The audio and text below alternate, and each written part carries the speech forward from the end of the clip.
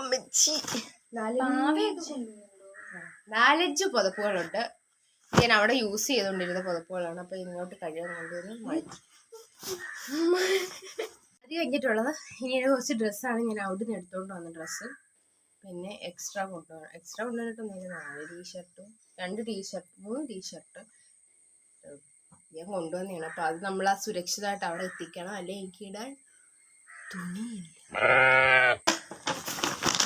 പാപ്പപ്പെട്ടി എന്ന് പറയാം. പക്ഷെ എന്നാലും ചെയ്യാനായിട്ടുള്ളത് ഒരു ഷാമ്പു ഉണ്ട് കേട്ടാ. അതും